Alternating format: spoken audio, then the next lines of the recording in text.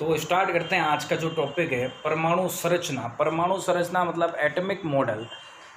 तो atomic model को explain, परमाणु की संरचना को एक्सप्लेन करने के लिए आपने एक मॉडल का नाम तो सुना ही होगा 9वीं 10वीं क्लास में, परमाणु का John Dalton model, John Dalton का परमाणु सिद्धांत। ये बिल्कुल आपने सुना डाल्टन का परमाणु सिद्धांत। तो वहीं से अपन स्टार्टिंग करते हैं। स्टार्टिंग किस तरीके से हुई, बेसिक कॉन्सेप्ट समझिएगा कि भारतीय और यूनान दार्शनिकों द्वारा यह पता लगाया गया कि परमाणु जो है वो क्या है, किसी द्रव का संरचनात्मक भाग है।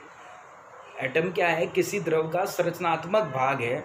आगे बढ़ते हैं, जिसे और ज़्यादा तोड़ा नहीं जा सकता। तो जो परमाणु है इसको आपको पता ही होगा कि ग्रीक लैंग्वेज यानी साइंस के मोस्टली जो वर्ड लिए हुए हैं ये ग्रीक लैंग्वेज से लिए गए हैं। तो साइंस में परमाणु का अर्थ निकला एटम से। एटम का मतलब होता क्या है कि परमाणु एटम से मिलकर बना हुआ है। एटम का ग्रीक भाषा में अर्थ होता अविभाज्य कण, अर्थात इसे और ज़्यादा तोड़ा नहीं जा सकता है। अविभाज्य मतलब आप इसे और ज़्यादा तोड़ नहीं सकते हैं। तो 1808 की बात है, जिस जॉन डाल्टन का परमाणु सिद्धांत फेमस है, तो 1808 में एक जॉन डाल्टन नामक स्कूली अध्यापक ने एक मॉडल प्रस्तुत किया, जिस मॉडल को हम किस नाम से जानते हैं, जॉन डाल्टन का परमाणु सिद्धांत।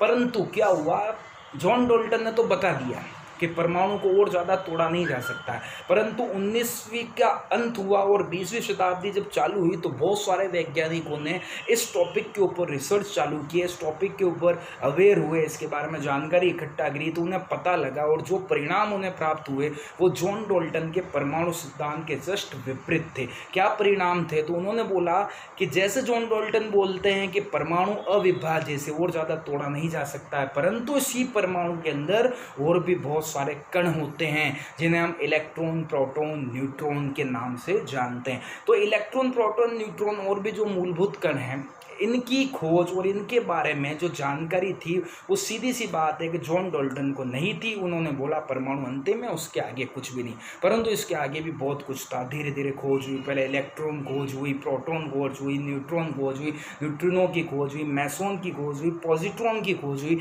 तो ये सारे जो कण हैं, ये सारे कण कहाँ पाए जाते हैं, ये सब परमाणु के अंदर पाए जाते हैं। तो एक बात तो पता लग गई कि परमाणु अविभाज्य नहीं है, इसको भी तोड़ा जा सकता है और इसके अंदर जो कण हैं वो मिलके किसी परमाणु का निर्माण करते हैं। ये बेसिक कॉन्सेप्ट आपको अच्छे से माइंड में बिठा लेना चाहिए कि परमाणु अविभाज्य कण नहीं, इसी के अंदर इलेक्ट्रॉन, प्रोटॉन, न्यूट्रॉन और बेसिक पार्टिकल जिसे अपन कहते हैं वो पाए जाते हैं। तो मूलभूत कण कौन से हैं, इलेक्ट्रॉन आप सभी वाकिफ हैं, प्रोटॉन से भी वाकिफ हैं, न्यूट्रॉन, पॉजिट्रॉन, मैसोन और एंटी प्रोटॉन, न्यूट्रिनो। मेरी बात ध्यान सुनिएगा। तो ये जो तीन नाम स्टार्टिंग के इलेक्ट्रॉन, प्रोटॉन, न्यूट्रॉन आप अच्छे से जानते हैं। तो यही भी एक बेसिक पार्टिकल हैं और इन्हीं के अंदर अगर अपन बात करें तो पॉजिट्रॉन, मैसोन और एंटी प्रोटॉन पाए जाते हैं। तो ये सब बेसिक पार्टिकल हैं। किसके बेसिक पार्टिकल है, तो अपन निश्चित रूप से समझा सकते हैं ये बेसिक पार्टिकल हैं परमाणु के। आगे अपन बात करते हैं परमाणु को समझाने के लिए और भी बहुत सारे, जैसे अपन ने बोला ना कि 20वीं शताब्दी चालू हुई तो बहुत सारे वैज्ञानिकों ने इसके ऊपर एक्सपेरिमेंटल वर्क चालू किया, लोगों को अवेयर करना चालू किया, इसके बारे में जानकारी एकत्रित करी। तो बहुत सारे मॉडल आए थे। सबसे पहला मॉडल आया था वो आया था रदरफोर्ड मॉडल। आप जानते हैं परमाणु का रदरफोर्ड मॉडल आया था। रदरफोर्ड मॉडल के बाद में उस पर दोष लगे थे, यानी रदरफोर्ड के दोष आए थे जो क्लार्क मैक्सवेल ने लगाए थे। तो क्लार्क मैक्सवेल ने कुछ फॉल्ट्स बताए थे। फॉल्ट्स किसके अंदर थे, रदरफोर्ड मॉडल के अंदर थे। उसका इम्प्रूवमेंट, उसका सुधार किया था बोर मॉडल ने, यानी बोर मॉडल सुधार भी अपन इसे कह सकते हैं। और अंतिम जो मॉडल आया था वो आया था आपका सोमरफेल्ड सुधार या फिर सोमरफेल्ड इम्प्रूवमेंट। तो ये 3-4 जो मॉडल हैं, थॉमसन मॉडल हुआ, रदरफोर्ड मॉडल हुआ, क्लार्क मैक्सवेल के दोष हुए, इसके बाद बोर मॉडल का सुधार हुआ, सोमरफेल्ड सुधार हुआ। जब अपन इन सारी चीज़ों को पढ़ेंगे तो परमाणु के बारे में एक अच्छी खासी जानकारी आपके पास एकत्रित हो जाएगी, जो बेसिक कॉन्सेप्ट में होगी। आपको पता चलेगा कि आखिरकार एटमिक का स्ट्रक्चर यानी एटम किस तरीके से बना हुआ है। आगे अपन बातचीत करते हैं, देखिएगा, सुनिए। इलेक्ट्रॉन, प्रोटॉन, पॉजिट्रॉन, मैसोन, ये सब क्या है, बेसिक पार्टिकल। ये सब क्या है, ये सब तो मैंने आपको पहले बताया हुआ है, ये सब बेसिक पार्टिकल। अब बेसिक पार्टिकल किस तरीके से थोड़ा देखिएगा। सबसे पहले मैं इलेक्ट्रॉन की बात करूंगा, इलेक्ट्रॉन, प्रोटॉन, न्यूट्रॉन। मैं आपको बेसिक कॉन्सेप्ट में केवल तीनों चीज़ ही आपके सामने मैं रखने वाला हूँ, समझाने वाला हूँ, तीनों चीज़। बिल्कुल, अपन जो बातचीत कर रहे हैं इलेक्ट्रॉन, देखिए इलेक्ट्रॉन, प्रोटॉन, न्यूट्रॉन, ये तीनों चीज़ें आपको अच्छे तरीके से समझनी, बेसिक चीज़ में जाके समझनी है। इलेक्ट्रॉन के ऊपर आवेश होता है, आपको पता है इलेक्ट्रॉन के ऊपर नेगेटिव चार्ज होता है, पर नेगेटिव में भी कितना होता है, तो अपन बोलेंगे 1.6 × 10⁻⁻19 ये इसके ऊपर चार्ज होता है।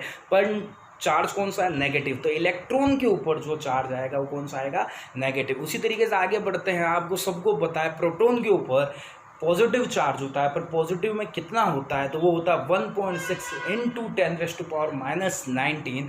और न्यूट्रॉन के ऊपर कोई चार्ज नहीं होता, न्यूट्रॉन न्यूट्रल होते हैं, इनके ऊपर कोई चार्ज नहीं है, ना नेगेटिव है ना पॉजिटिव है, न्यूट्रल इसलिए ज़ीरो। आगे बढ़ते हैं, इसके बाद अपन बात करते हैं द्रव्यमान। तो इसका द्रव्यमान होता है 9.1 × 10⁻31 kg।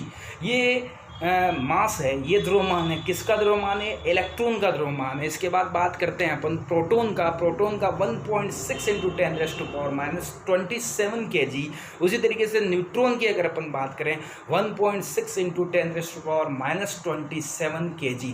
आप मेरी बात ध्यान सुनिएगा, ये सब चीज़ें आपको थोड़ा सा कॉन्सेप्ट में लेके जानी है कि इलेक्ट्रॉन प्रोटॉन का आवेश बराबर है, परंतु एक का माइनस है, एक का प्लस है, न्यूट्रॉन का ज़ीरो है।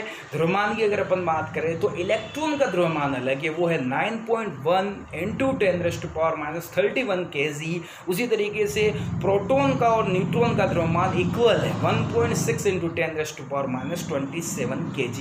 यानी प्रोटॉन और न्यूट्रॉन का जो द्रव्यमान है वो बराबर है। उसी तरीके से इलेक्ट्रॉन और प्रोटॉन का जो आवेश है, जो चार्ज है, वो इक्वल है, बट एक का नेगेटिव है और एक का पॉजिटिव। आगे अपन बातचीत करते हैं, इसी नेगेटिव पॉजिटिव होने की वजह से न्यूट्रॉन जो है वो न्यूट्रल होते हैं।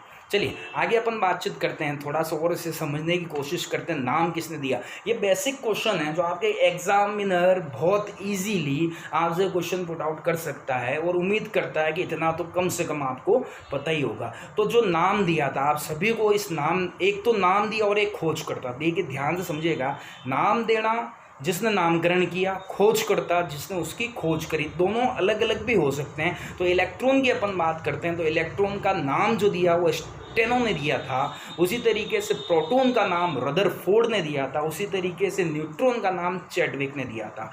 देखिए ध्यान से समझिएगा, न्यूट्रॉन, चैडविक, प्रोटॉन, रदरफोर्ड और इलेक्ट्रॉन को स्टेनो ने नाम दिया था। खोजा किसने था? तो आप सभी को इसका तो पता ही होगा, खोजा इलेक्ट्रॉन की खोज जे थॉमसन ने करी है। उसी तरीके से अपन अगर बात करें गोल्डस्टीन, इसकी यानी प्रोटॉन की खोज गोल्डस्टीन ने करी है। उसी तरीके से न्यूट्रॉन की खोज चैडविक ने करी, यानी न्यूट्रॉन का नामकरण भी चैडविक ने दिया और खोज भी चैडविक ने करी। इलेक्ट्रॉन की खोज जे थॉमसन ने करी और नाम स्टेनो ने दिया। उसी तरीके से प्रोटॉन की खोज रदरफोर्ड ने करी और नाम गोल्डस्टीन ने दिया। तो ये छोटी मोटी बातें आपको थोड़ा सा समझते हुए चलना है। आगे बातचीत करते हैं, और भी हैं कण, जैसे मैंने बताया था पॉजिट्रॉन 1932 एंडरसन ने इसकी खोज करी थी। मैसोन 1935 युकावा में इसकी खोज करी थी। न्यूट्रिनो, इसके बारे में मेरे पास प्रॉपर थोड़ा सा अप एंड डाउन न्यूज़ थी इसलिए मैंने नहीं लिखा, परंतु न्यूट्रिनो।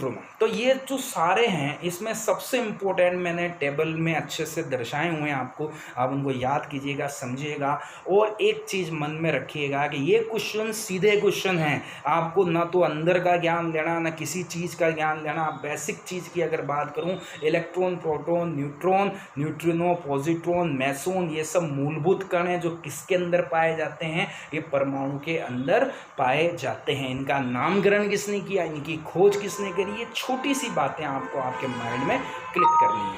आगे चलते हैं,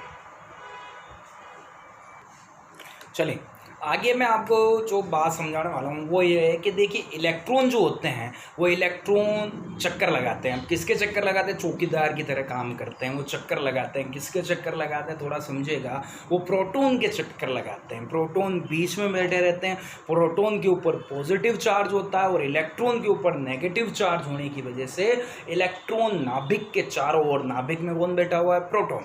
तो वो प्रोटॉन के चारों ओर चक्कर लगाते रहते हैं, इसलिए क्योंकि इसके ऊपर नेगेटिव चार्ज है और उसके ऊपर पॉजिटिव चार्ज है। एक छोटा सा कॉन्सेप्ट आपको यहाँ पर समझना है। हम कोई भी एलिमेंट, जैसे एलिमेंट अभी मैं आपको बेसिक चीज़ बता रहा हूँ, तो एलिमेंट हो सकता है, बहुत सारे स्टूडेंट बोल रहे हैं सर एलिमेंट तो आपने अभी तक बताया नहीं। तो मैं ये बोलता हूँ किसी भी एलिमेंट, किसी भी तत्व की या फिर किसी भी पदार्थ या किसी चीज़ की जानकारी आपको लेनी है केमिस्ट्री के अंदर, तो इलेक्ट्रॉनिक कॉन्फ़िगरेशन नाम का एक वर्ड होता है, इलेक्ट्रॉनिक विन्यास। ऐसा क्यों यूज़ किया जाता है? तो यहाँ पर प्रोटॉन का विन्यास क्यों नहीं पूछते, न्यूट्रॉन का विन्यास क्यों नहीं पूछते? क्योंकि इलेक्ट्रॉन सबसे बाहर होता है, यानी किसी की भी पहचान करने के लिए ज़रूरी है उसके इलेक्ट्रॉनों की पहचान होना। अगर आपको इलेक्ट्रॉनों के बारे में, उसकी संख्या के बारे में पता है, तो आप किसी भी तत्व की पहचान, किसी भी तत्व के बारे में आप जानकारी ले सकते हो। तो इलेक्ट्रॉनिक कॉन्फ़िगरेशन आगे वर्ड आएगा। अभी फिलहाल इलेक्ट्रॉन चक्कर लगाता है, किसके चक्कर लगाता है? प्रोटॉन के चारों ओर चक्कर लगाता है। थोड़ा और आगे अपन बढ़ते हैं, थोड़ा जो कॉन्सेप्ट है समझिएगा। सबसे इंपॉर्टेंट चीज़ अब मैं आपको बताने वाला हूँ, सबसे छोटा। वैसे electron, proton, neutron, neutrino, positron, meson, इन सब के बारे में तो आपको पता लग गया। इन सब से मिलकर किसका निर्माण हुआ है? इन सब से मिलकर परमाणु का निर्माण हुआ है। ध्यान से समझिएगा, परमाणु की परिभाषा अगर कोई आपसे पूछ ले, बहुत सारे, बहुत लाखों, करोड़ों, या फिर यूँ समझ लीजिए बहुत अधिक संख्या में इलेक्ट्रॉन, प्रोटॉन, न्यूट्रॉन आपस में जुड़ते हैं और किसका निर्माण करते हैं? किसका निर्माण करते हैं? परमाणु का निर्माण करते हैं। परमाणु, बहुत सारे परमाणु आपस में जुड़कर किसका निर्माण करते हैं? अणु का निर्माण करते हैं। बहुत सारे अणु मिलकर किसका निर्माण करते हैं? आयन का निर्माण करते हैं। बहुत सारे आयन, आयन भी दो प्रकार के, धनायन होता है जो धातु होता है, मेटल होता है जिसके ऊपर पॉजिटिव चार्ज है। किसी भी एलिमेंट के ऊपर, जो आगे वर्ड आने वाला है, जस्ट अभी 2 स्टेप आगे वर्ड आएगा एलिमेंट, तो अगर किसी के ऊपर पॉजिटिव चार्ज है तो वो धनायन कहलाएगा। धनायन है मतलब वो धातु होगा। और उसी तरीके से अगर उसके ऊपर नेगेटिव चार्ज है तो वो नॉन मेटल कहलाता है, मतलब अधातु होता है। और एक उदासीन भी होता है जिसके ऊपर कोई चार्ज नहीं होता। आगे अपन बात करते हैं, बहुत सारे आयन मिलकर, हो सकता है बहुत सारे पॉजिटिव, बहुत सारे नेगेटिव, पॉजिटिव, बहुत सारे आयन मिलकर किसका निर्माण करते हैं? एलिमेंट का। एलिमेंट मतलब तत्वों का निर्माण करते हैं। आगे बढ़ते हैं, उसी तरीके से तत्व भी बहुत प्रकार के होते हैं। एक परमाणु होता है, एक जैसे तत्व। द्विपरमाणु होता है, यानी एक ही तत्व 2 बार यूज होता है। द्विपरमाणु के होता है, बहुपरमाणु होता है। तो इसी तरीके से एलिमेंट, तो एलिमेंट की परिभाषा आ जाए तो बहुत सारे आयन्स मिलकर किसका निर्माण कर रहे हैं? एलिमेंट का। बहुत सारे एलिमेंट, अब देखिए परिभाषा बहुत ईजी है, बहुत सारे परमाणु मिलकर अणु, बहुत सारे अणु मिलकर आयन, बहुत सारे आयन मिलकर तत्व का निर्माण करते हैं। थोड़ा आगे बढ़ते हैं, इसके बाद जो कॉन्सेप्ट आता है यौगिक, इसके बाद क्या आता है? यौगिक। बहुत सारे तत्व मिलकर किसका निर्माण कर देते हैं? यौगिक का निर्माण कर देते हैं। आगे बढ़ते हैं, यौगिक के बाद आता है मिश्रण। तो यहाँ पर मिश्रण क्या है? 2 या 2 से अधिक या तत्व या यौगिक मिलकर, या फिर 2 यौगिक मिलकर, एक तत्व और एक यौगिक मिलकर किसका निर्माण कर देते हैं? मिश्रण। तो 2 या 2 से अधिक यौगिक मिलकर किसका निर्माण करते हैं? मिश्रण का निर्माण करते हैं। मिश्रण भी 2 प्रकार के, समांगी मिश्रण, अगर समान यौगिक हैं तो समांगी, और अलग अलग यौगिक हैं तो विषमांगी मिश्रण कहलाएगा। मिश्रण का मतलब आप समझ गए होंगे, 2 या 2 से अधिक यौगिक मिलकर मिश्रण का निर्माण करते हैं। इसके बाद आगे अपन बढ़ते हैं मिश्रण। मिश्रण के बाद आता पदार्थ। तो 2 या 2 से अधिक मिश्रण जब आपस में मिक्स हो जाए, मिल जाते हैं, तो फिर पदार्थ का निर्माण होता है, सब्सटेंस का निर्माण होता है। इसके बाद अपन बात करते हैं उत्पाद। इसके बाद आता है फाइनल प्रोडक्ट। अगर अपन इस क्रम को उल्टा कर दें, माना कि कोई प्रोडक्ट है आपके पास, तो प्रोडक्ट को आप अगर क्लासीफाई करेंगे तो प्रोडक्ट के अंदर क्या चीज़ होगी? पदार्थ होंगे। पदार्थ के अंदर क्या चीज़ होगी? मिश्रण होगा। मिश्रण के अंदर किसका मिश्रण होगा? यौगिकों का मिश्रण होगा। यौगिकों के अंदर कौन होगा? तत्व होंगे। तत्व के अंदर कौन होगा?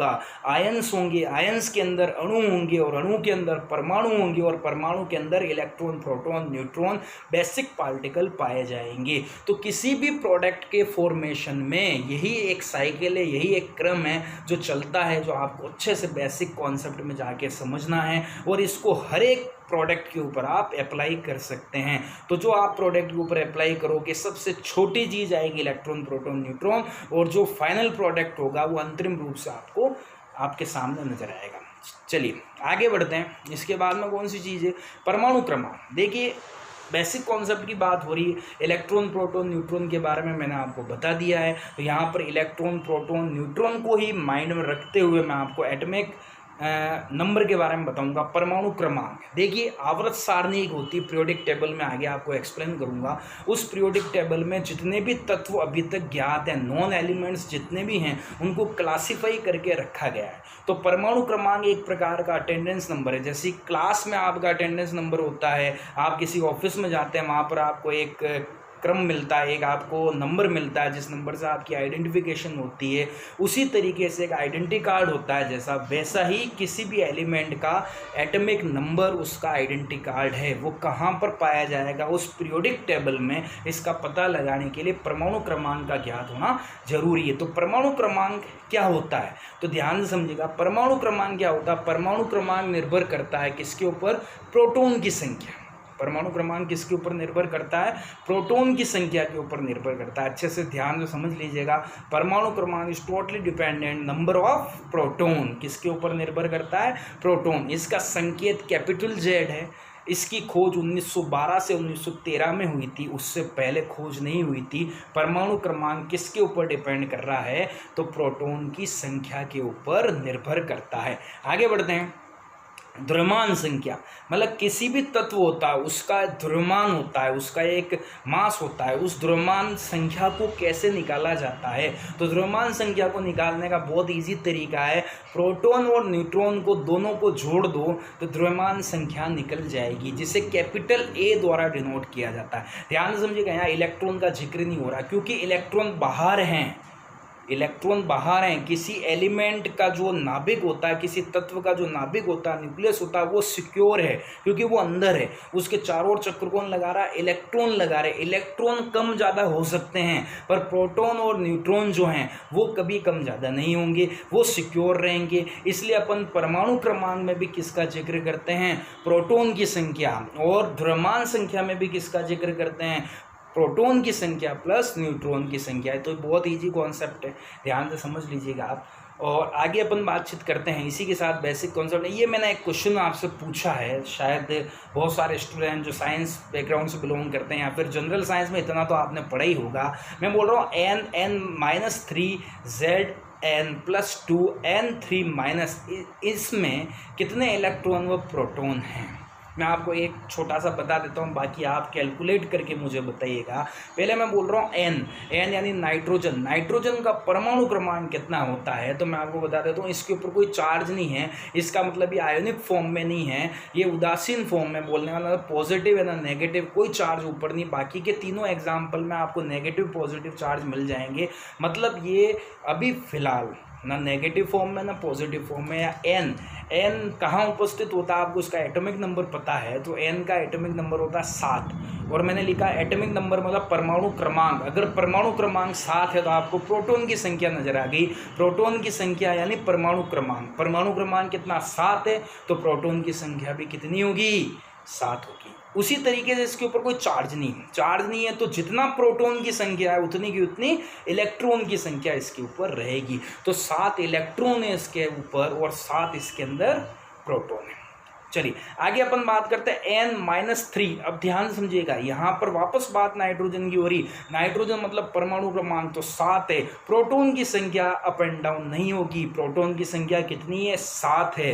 परंतु इलेक्ट्रॉन, मैंने बोला इलेक्ट्रॉन की संख्या कम ज़्यादा हो सकती है क्योंकि इसके ऊपर माइनस और प्लस चार्ज आते हैं। माइनस का मतलब होता है इलेक्ट्रॉन लेना और प्लस का मतलब होता है इलेक्ट्रॉन देना। वापस से रिपीट कर रहा हूँ, माइनस का मतलब होता है इलेक्ट्रॉन लेना और प्लस का मतलब होता है इलेक्ट्रॉन देना।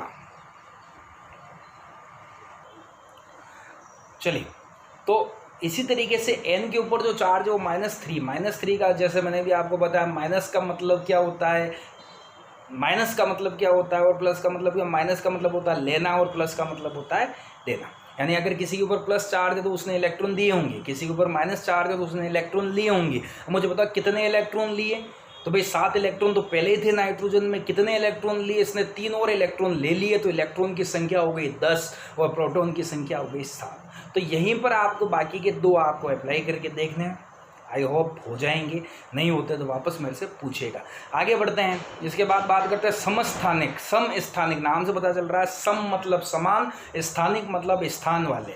यहाँ पर कुछ ऐसे एलिमेंट हैं जो समान स्थान रखते हैं वो समस्थानिक कहलाते हैं। एलिमेंट कुछ ऐसे हैं जिनका परमाणु क्रमांक, अब समस्थानिक मतलब स्थान उनका समान है, मतलब परमाणु क्रमांक उनका समान होगा और द्रव्यमान संख्या अलग अलग होगी। इसे अपन क्या कहते हैं, समस्थानिक। परमाणु क्रमांक समान, द्रव्यमान संख्या अलग अलग, समस्थानिक कहलाता है। समान स्थान वाले एटॉमिक नंबर उनका समान रहेगा। एग्जाम्पल आप सभी को पता ही, हाइड्रोजन के समस्थानिक, अभी आपको बेसिक कॉन्सेप्ट लेके जा रहा हूँ, वैसे तो बड़े समस्थानिक आइसोटॉप्स मैं आपको बता सकता हूँ, पर फिलहाल मैं आपको केवल हाइड्रोजन का बता रहा हूँ। बड़ा इजी एग्जांपल है हाइड्रोजन के समस्थानिक 1H1, देखिए 1H2, और एक और एग्जांपल आपके सामने 1H3। ये तीनों समस्थानिक है। यहाँ पर एक चीज़ आपको कॉमन नजर आ रही है, वो क्या नजर आ रही है, हाइड्रोजन के ऊपर 111, तीनों के ऊपर 11 है, तो ये परमाणु क्रमांक इनका समान है। और ऊपर कौन सी चीज़ आती है, ऊपर आता है द्रव्यमान संख्या, तो द्रव्यमान संख्या इनकी 1 2 3 यानी अलग अलग है। तो 1 2 3 अलग अलग होने की वजह से ये समस्थानिक हैं, और एक परमाणु क्रमांक समान होने की वजह से भी ये समस्थानिक की श्रेणी में आता है। इसके बाद बात करते हैं अपन,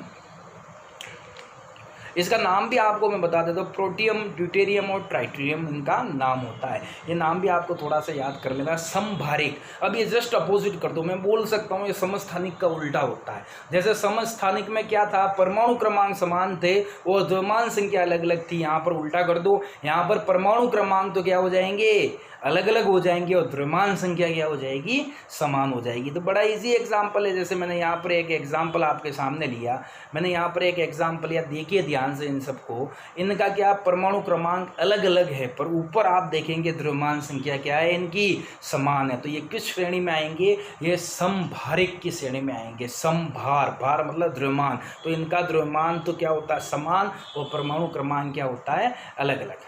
आगे भी और भी मैंने कुछ एग्जाम्पल आपके सामने दिए हैं, अच्छे से आप समझिए। परमाणु क्रमांक समान हुआ तो समस्थानिक, परमाणु क्रमांक अलग अलग हुआ और परमाणु द्रव्यमान समान हुआ तो समभारिक वो कहलाएगा। आगे अपन बातचीत करते हैं, ध्यान से समझिएगा। इलेक्ट्रॉनिक, ऐसे भी होते हैं एलिमेंट जिनमें क्या होता है, द्रव्यमान संख्या अलग अलग और परमाणु क्रमांक अलग अलग, है ना, द्रव्यमान संख्या अलग अलग, परमाणु क्रमांक अलग अलग, परंतु इलेक्ट्रॉनों की संख्या समान होती है। इसे अपन किस श्रेणी में रखते हैं, सम इलेक्ट्रॉनिक की श्रेणी में रखते हैं। अच्छे से समझिएगा, तीनों को कंपेयर में पढ़ते हुए आप याद कीजिएगा। अगर किसका परमाणु क्रमांक समान है तो समस्थानिक, द्रव्यमान संख्या समान है तो समभारिक, और अगर ये दोनों अलग अलग हैं और इलेक्ट्रॉनों की संख्या समान है तो निश्चित रूप से वो किस में आ जाएगा, सम इलेक्ट्रॉनिक। यहाँ पर तीनों की बात हो गई, इलेक्ट्रॉन, प्रोटॉन, न्यूट्रॉन। अगर मैं प्रोटॉन बोलूँ समान है तो आप बात कर लेना समस्थानिक, मैं बोलूँ प्रोटॉन और न्यूट्रॉन समान है तो आप बात कर लेना समभारिक, मैं बोलूँ इलेक्ट्रॉन समान है तो आप बात कर लेना सम इलेक्ट्रॉनिक। तो इसको आप कॉन्सेप्ट में लेके जाइए, तीनों चीज़ों को कंपेयर करते हुए अगर आप पढ़ेंगे डेफिनेटली आपको याद हो जाएगा। अब सबसे इम्पोर्टेंट, इस लेक्चर का सबसे इम्पोर्टेंट पार्ट मैं आपके सामने एक्सप्लेन कर रहा हूँ, ध्यान से समझिएगा। बहुत सारे स्टूडेंट कंफ्यूज हैं, सर कोश क्या होता है, उपकोश क्या होता है, कक्षक क्या होते हैं, इलेक्ट्रॉन कहाँ भरे जाते हैं, कहाँ पर उपस्थित होते हैं, क्या इनका होता है, किस तरीके से चक्कर काटते हैं, क्या प्रोसीजर होता है। इसको मैं छोटा सा आपके सामने एक एक्सप्लेनेशन दे रहा हूँ, ध्यान से समझिएगा। सबसे पहले आता है कोश, कक्षा, जहाँ पर क्या होता है, इलेक्ट्रॉन वृत्ताकार पथ में, इस कक्षा का क्या मतलब होता है, जहाँ इलेक्ट्रॉन वृत्ताकार पथ में घूमता है, चक्कर लगाता है, उसे अपन क्या कहते हैं, कोश कहते हैं, कक्षा कहते हैं। यानी जो इलेक्ट्रॉन घूम रहा है वृत्ताकार पथ में, तो घूम रहा है, वो उसकी कक्षा कहला रही है। कक्षा KLMN, ध्यान से समझिएगा, ये कोश हैं, ये कक्षा हैं KLMN। बहुत सारे स्टूडेंट कंफ्यूज है, कक्षा फिर उपकोश आता है, फिर कक्षक आता है, कक्षक उपकोश सर क्या है, ये थोड़ा समझिए, तो इसको ध्यान से समझिएगा, बहुत काम आएगा आपके। तो सबसे पहले आता है कोश, कोश के बारे में मैंने आपको समझा दिया। इस कोश के अंदर आता है, वो होता उपकोश, कोश के अंदर आएगा तो डेफिनेटली वो उपकोश होगा। और उपकोश के बारे में आपने अच्छे से पढ़ा होगा, SPDF। अगर मैं K कक्षा की बात करूं तो इसमें केवल एक उपकोश होता है, वो होता है S। अगर मैं L कक्षा की बात करूं तो इसमें दो उपकोश होते हैं, S और P। अगर मैं M कक्षा की बात करूं तो इसमें तीन उपकोश होते हैं, SPD। और अगर मैं N कक्षा की बात करूं तो इसमें चार उपकोश होते हैं, SPD और F। तो इसको अच्छे से आप समझने की कोशिश कीजिएगा। उपकोश क्या होते हैं, जहां पर इलेक्ट्रॉन पाए जाते हैं, यानी उपकोष जहाँ इलेक्ट्रॉन पाए जाते हैं। अब मेरी बात ध्यान सुनिएगा, पाए जाते हैं मतलब क्या हुआ, जैसे शहर का नाम तो हो गया कोष, मोहल्ले का नाम हो गया उपकोष। अब मकान जिसके अंदर हम पाए जाते, जैसे हम कहाँ पाए जाते हैं, हमने बोल दिया भाई चित्तौड़गढ़, तो चित्तौड़गढ़ तो कोष हो गया। फिर हमने बोल दिया नगर पालिका कॉलोनी, तो वो हमारा उपकोष हो गया। फिर हमारा मकान नंबर जिसके अंदर हम मिलेंगे, तो वो आता है कक्षक। यानी तीसरा वाला पार्ट क्या होगा, वो होगा कक्षक। जैसे एस जो है इसका केवल एक ही कक्षक होता है, यानी आप प्रकार की बात करें तो एस का केवल 1 टाइप होता है, एस का केवल एक प्रकार होता है। और मैक्सिमम कितने इलेक्ट्रॉन भर सकते हैं, एक, ध्यान से समझिएगा, एक कक्षक में वापस रिपीट कर रहा हूं, एक कक्षक में आप 2 इलेक्ट्रॉन फील कर सकते हो। कितने इलेक्ट्रॉन फील कर सकते हो, 2। तो अपन अगर मैं आपको बोलूं कि के जो उपकोष है इसके अंदर उपकोष कितना, आप बोलोगे एस, बताइए उसमें कितने आप मैक्सिमम इलेक्ट्रॉन फील कर सकते हैं, तो आप बोलोगे 2 इलेक्ट्रॉन सर मैं इसमें फील कर सकता हूं। आगे बढ़ते हैं, इसके बाद आता है एल, इसके अंदर जो उपकोष 2 हैं, एस का वापस एक कक्षक है, मैंने बोला एस का एक कक्षक होता है, पी के 3 कक्षक होते हैं। आपने पढ़ा भी होगा पी के 3 प्रकार होते हैं, नहीं तो मैं अभी बता रहा हूँ, थोड़ा सा आगे वापस रिपीट करेंगे। पी के 3 प्रकार होते हैं, पी एक्स, पी वाई और पी जेड। पी के कितने प्रकार होते हैं, 3 प्रकार होते हैं, पी एक्स, पी वाई और पी जेड। अगर एक में 2 इलेक्ट्रॉन आ रहे हैं तो एसपी, इन दोनों को मिला के कितने इलेक्ट्रॉन आप पढ़ सकते हो, 8। इसका मतलब एल कक्षा में कितने इलेक्ट्रॉन आते हैं, 8 इलेक्ट्रॉन आते हैं। कॉन्सेप्ट है, समझिएगा। उसी तरीके से एम कक्षा में एस के अंदर 2, पी के अंदर 3 और डी के अंदर आते हैं 5। डी के अंदर कितने आते हैं, 5। यानी डी के कितने प्रकार होते हैं, आप सभी को पता ही है, डी के 5 प्रकार होते हैं। डी मतलब डी उपकोष के कितने कक्षक होते हैं, आप बोलोगे 5 कक्षक होते हैं। जैसे पी का P X, P Y, P Z मैंने बताया, उसी तरीके डी के 5 नाम लिखना बड़े आसान है। आप सबसे पहले डी एक्स वाई लिखेगा, फिर अल्टरनेट चलने दीजिएगा। एक बार एक्स वाई का कॉम्बिनेशन बनाए, फिर एक्स जेड का कॉम्बिनेशन बनाइए, फिर वाई जेड का कॉम्बिनेशन बनाइए। मतलब सब एक एक करके आने चाहिए, X Y, Y Z, X Z, ऐसे करके आप कॉम्बिनेशन बना लीजिए। फिर D X square minus Y square, D X square minus Y square और डी जेड स्क्वायर। तो ये करके 5 भाग आप आसानी से लिख सकते हैं, किसके, डी के। अगर अब मैंने बोला एम कक्षा में अधिकतम कितने इलेक्ट्रॉन आएंगे, तो आप बोलोगे एस में 2 हो गए, पी के 3 भाग यानी 6 हो गए, डी के 5 भाग इसलिए 10 हो गए। 2, 6 और 10 इजिकल टू 18 इलेक्ट्रॉन आप इसके अंदर फील कर सकते हैं। उसके बाद बात करते हैं एन कक्षा। तो एन के उपकोष कितने, 4 उपकोष हैं। एस के अंदर कितने कक्षक हैं, तो 1 है। पी के अंदर कितने कक्षक है, 3 है। डी के अंदर कितने कक्षक है, 5 हैं। उसी तरीके से एफ के अंदर कितने कक्षक है, 7। अगर मैं जोड़ूं तो एस में 2 इलेक्ट्रॉन आते हैं, पी में 6 इलेक्ट्रॉन आते हैं, डी में 10 आते हैं और एफ में अधिकतम कितने इलेक्ट्रॉन आते हैं, 7 भाग है। एक में 2 इलेक्ट्रॉन आते हैं तो 14 इलेक्ट्रॉन। अगर इन सबको जोड़ता हूं मैं तो 32 नंबर बनते हैं। तो एन उपकोष यानी एन कोष में अधिकतम कितने इलेक्ट्रॉन आप फील कर सकते हो, 32। एम उपकोष में आप अधिकतम कितने इलेक्ट्रॉन फील कर सकते हो, 18। उसी तरीके से एल उपकोष में आप अधिकतम, एल कक्षा में आप अधिकतम कितने इलेक्ट्रॉन फील कर सकते हो, 8। और के अंदर आप कितने इलेक्ट्रॉन फील कर सकते हो, आप बोलेंगे 2। अच्छा, कक्षक की परिभाषा बताइए। तो जहाँ पर इलेक्ट्रॉन के पाए जाने की प्रायिकता अधिकतम होती है, यानी जहाँ पर इलेक्ट्रॉन मिलेगा ही मिलेगा, इसकी पाए जाने की यानी इसकी उपस्थिति 101% दिखाई देती है। चलिए, तो कक्षक का मतलब जहाँ पर इलेक्ट्रॉन के पाए जाने की प्रायिकता अधिकतम होती है। अब ये थोड़ा क्रम ध्यान रख लीजिएगा, बहुत सारे स्टूडेंट कंफ्यूज, अब शायद कंफ्यूजन निकल गया होगा। सबसे पहले कक्षा आती है के एल एम एन, जो बड़े बड़े वर्ताकार पथ बनते हैं वो कक्षाएं होती हैं। उनके अंदर जो आता है, उनके अंदर आता है उपकोष, एसपीडीएफ, 4 प्रकार के ही हैं उपकोष, ज़्यादा नहीं। एसपीडीएफ जो इनके जो पार्ट हैं वो आते हैं कक्षक, इनके जो पार्ट आते हैं वो क्या आते हैं, कक्षक आते हैं। तो बड़ा इजी कॉन्सेप्ट है, आई होप आपको समझ में आ गया होगा। कक्षा, वर्ताकार पथ, उपकोष जहाँ पर इलेक्ट्रॉन पाए जाते हैं, और कक्षक जहाँ पर इलेक्ट्रॉन के पाए जाने की प्रायिकता अधिकतम होती है। यानी अगर मैं बात करूँ पी एक्स, बताइए कोष है, कक्षा है, सॉरी उपकोष है, कोष है या फिर कक्षक है। अगर मैंने आपको पी एक्स का एग्जाम्पल दिया तो निश्चित रूप से क्या होगा, ये कक्षक होगा। अगर मैं बोलूँ पी ये कक्षक है, उपकोष है या कोष है, तो आप बोलिएगा निश्चित रूप से ये उपकोष होगा। अगर मैंने एग्जाम्पल दिया, मैंने बोला एम, बताइए ये क्या है, तो आप बोलना ये निश्चित रूप से कोष है। ये एक वर्ताकार पथ है, एक रास्ता है ना। उसके बाद उपकोष क्या है, एक जगह है। उसके बाद में कक्षक क्या है, उस जगह के अंदर एक पॉइंट है। तो इसको मैंने एक शहर के एग्जाम्पल से भी आपको बताया था। जैसे भाई मेरी पहचान अगर आपको करनी है तो मैंने बोला मैं चित्तौड़ में रहता हूँ तो वो कक्षा है। मैंने बोला नगर पालिका कॉलोनी मेरा मोहल्ला है तो वो उपकोष है।